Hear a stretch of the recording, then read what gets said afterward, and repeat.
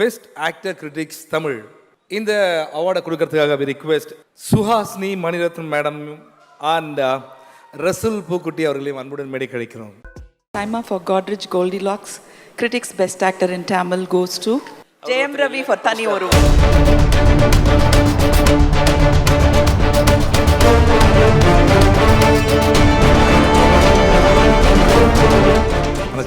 வணக்கம்.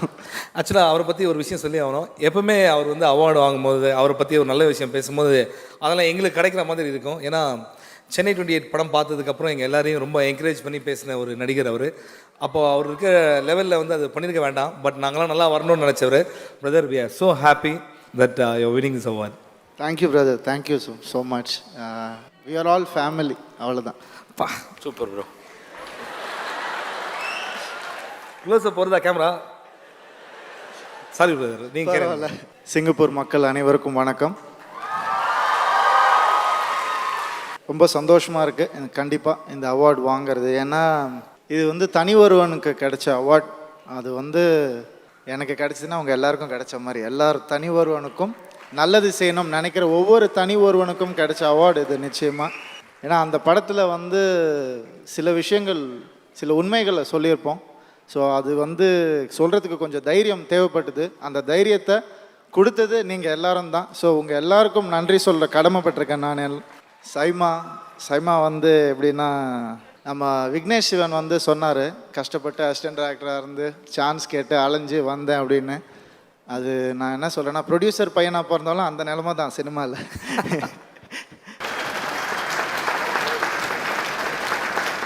இன்னும் ஒரு விஷயம் சொல்லணும்னு ஆசைப்பட்றேன். ஒன்றும் இல்லை, லாஸ்ட் டைம் வந்து சைமா, நான் அப்போ அந்த காணாமல் போன ஸ்டேஜ் இருந்தது இல்லையா, அப்போ தான் சைமா வந்து கூப்பிட்டாங்க, நீ வரணும், நீ அவார்டு உனக்கு தரோம் அப்படின்னு. ஸோ இது என்னுடைய second SIMA.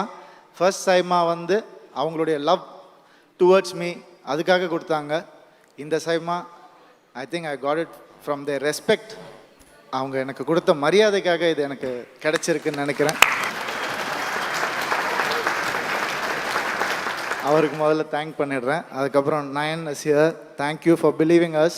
Aravind Swami sir, for I want thank him for always believing in as.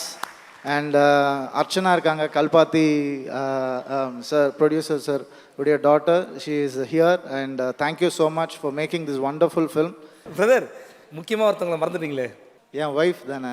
சொல்லுங்க, எல்லாம் தெரியல உங்களுக்கு வீட்டுக்கு போனால். அப்புறம் அதுக்கு தான் நான் சொல்கிறேன், இதுக்கு மேலே சீரியஸாக பேச வராது. இல்லைன்னா சீரியஸ் ஆகிடும். இப்போ அவங்கள சொல்லலாம். இல்லை, நீங்கள் சீரியஸ் ஆகக்கூடாது, நாங்கள் ஹெல்ப் பண்ணுறோம். நீங்கள் இல்லை, ஒய்ஃபை வந்து தேங்க்லாம் பண்ணால் பத்தாது. இதே மாதிரி எல்லாரும் ஒய்ஃப் வந்தால் அவங்களுக்கு பரவாயில்ல. என்னப்பா அவர் சொல்கிறது கரெக்டு தானா?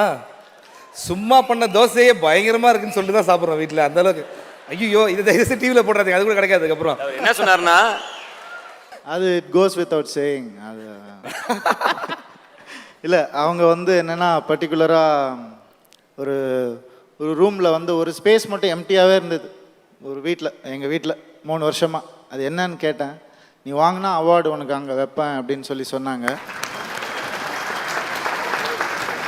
எல்லாருக்கும் தேங்க்ஸ், தேங்க்யூ ஸோ மச்.